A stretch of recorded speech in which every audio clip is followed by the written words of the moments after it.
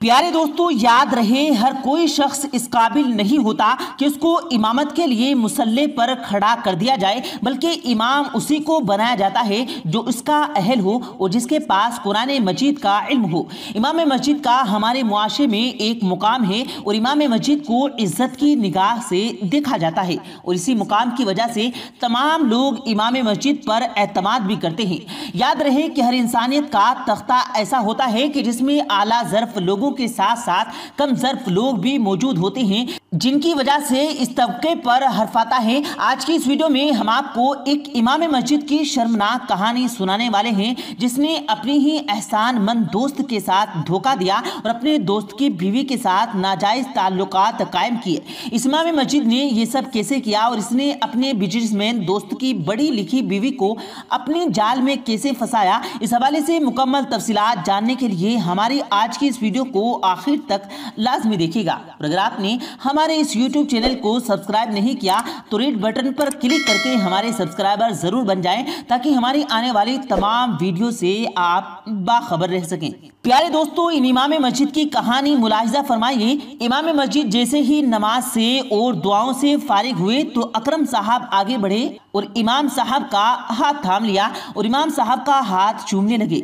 इमाम साहब ने जैसे ही अकरम साहब को देखा तो फौरन उठ खड़े हुए और उनको गले लगा लिया और उनसे पूछने लगे, आप कब पहुंचे? अकरम साहब ने बताया कि वो रात ही को पाकिस्तान पहुंचे हैं। बच्चे की याद आ रही थी, इसलिए सोचा कि चलकर कुछ दिन उनके साथ गुजार लूं। कुछ देर तक उनकी आपस में बातें होती रही और जाते जाते अकरम साहब ने इमाम साहब को कहा कि वो रात का खाना उनके साथ खाएं। अकरम साहब इमाम मस्जिद के लिए अकीदत रखते थे। उनकी इमाम साहब इमामत के साथ साथ तावीज़ वगैरह का काम भी करते थे और अक्सर औकात अपने कारोबारी मसाइल के लिए अकरम साहब उनसे तावीज़ करवाते रहते थे। उनके अलावा अकरम साहब की बेटियों को कुरान पाक भी इमाम साहब ही पढ़ाते थे, इसलिए उनका उनके घर आना जाना होता था और अकरम साहब की बीवी इमाम साहब को भाई साहब कहकर बुलाती थी। रात को जब इशा की नमाज हो चुकी होती है तो इमाम साहब अकरम साहब के साथ ही उनके घर की जानिब चल दिए। जब घर पहुंचे तो उनकी बीवी ने इमाम साहब का खैर मकदम किया और खाना लगाया। इमाम साहब ने अकरम साहब के साथ बैठकर खाना खाया और बातें भी चलती रही, हाल अहवाल भी बयान हुए। जब खाने से फारिग हुए तो इमाम साहब ने अपनी बीवी को आवाज़ दी, अरे वो सामान लेकर आओ, और वो इमाम साहब के लिए लाया हूँ। उनकी बीवी सामान का लिफाफा लेकर आती है और इमाम साहब के हाथ में दे देती है। ये लिफाफा देते वक्त अकरम साहब की बीवी का हाथ इमाम साहब के हाथ के साथ टकरा जाता है और यूं ही इमाम साहब की नज़र उनकी बीवी पर पड़ती है, जो कि अच्छी खासी खूबसूरत भी होती है। इमाम साहब के मन में शैतान मजावत डालता है तो फिर इमाम साहब नज़मीनी करने लगते हैं और शुक्रिया अदा करते हैं। अकरम साहब की बीवी उनको बोलती है कि आपकी खुशकिस्मत है और किसी के लिए अकरम साहब कुछ लाए ना या ना लाए, मगर आपके लिए ज़रूर लाते हैं। इमाम साहब अकरम साहब से इजाज़त लेते हैं और अपने घर आ जाते हैं।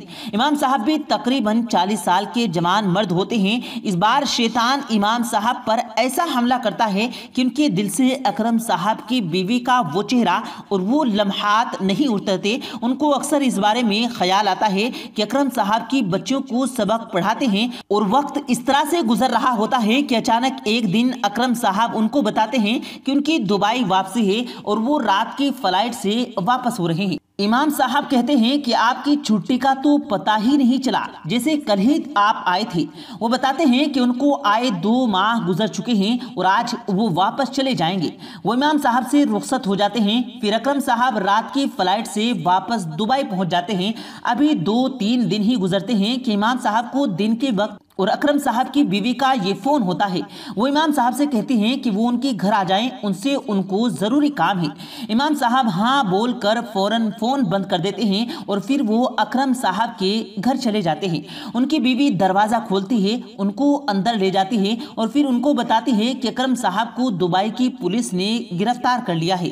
किसी ने उनके ऑफिस से मंशियात रखकर उनको रिपोर्ट करवाई है और पुलिस उनको उठा कर ले गई है। वो सख्त परेशान होती है और امام صاحب سے کہتی ہے کہ خدا کے لیے کچھ ایسا کریں کہ اس کا خاوند اس کیس سے نکل آئے، مگر وہ جیل چلے جائیں تو ان کی زندگی برباد ہو جائے گی۔ وہ التجا کرتے کرتے امام صاحب کے قدموں میں بیٹھ جاتی ہے۔ امام صاحب کے دل کے وسوسے بھی اپنی جگہ مچل رہے ہوتے ہیں، لیکن وہ ضبط کرتے ہیں اور کہتے ہیں کہ اکرم صاحب کو کچھ نہیں ہوگا، اور پھر کہتے ہیں کہ آپ کو ایک تعویذ لکھ کر دیتا ہوں جسے آپ اپنے گھر میں چھت کے ساتھ لٹکا دینا، انشاءاللہ تعالی وہ بہت جلد بری ہو جائیں گے۔ امام صاحب اکرم صاحب کی بیوی سے کاغذ مانگتے ہیں، ان کو تعویذ بنا کر دیتے ہیں اور ان کو طریقہ بتا کر اجازت لیتے ہیں۔ اکرم صاحب کی بیوی اس تعویذ کو گھر میں لٹکا دیتی ہے اور دعائیں کرتی ہے، اور اکرم صاحب 3 دن 4 دن کے بعد باہر آ جاتے ہیں اور باعزت بری بھی ہو جاتے ہیں۔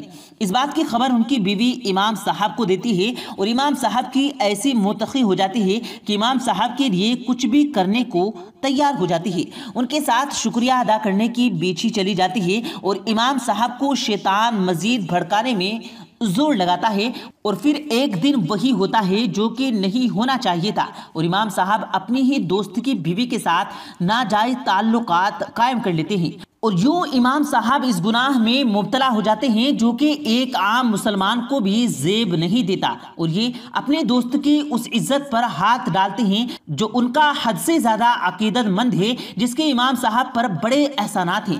پیارے دوستو، اس کہانی کا بیان کرنے کا مقصد ہمارا ہرگز یہ نہیں کہ ہم کسی کا دل زاری کریں یا اس تقوی پر انگلی اٹھائیں، لیکن یاد رہے ہم نے پہلے ہی یہ کہا تھا کہ ہر تقوی میں بعض لوگ ہوتے ہیں جو اپنے ظرف کا خیال نہیں کرتے اور یوں پوری جماعت کو بدنام کرنے کا باعث بنتے ہیں۔ یاد رہے ہر انسان کے ساتھ نفس اور شیطان ہوتا ہے، لیکن امام مسجد جس کا کام یہ ہوتا ہے اس سے لوگ ایسی باتوں کی کسی بھی صورت توقع نہیں کرتے۔ یہی وجہ ہے کہ اگر ان سے ایسا ہو جائے تو بہت برا لگتا ہے۔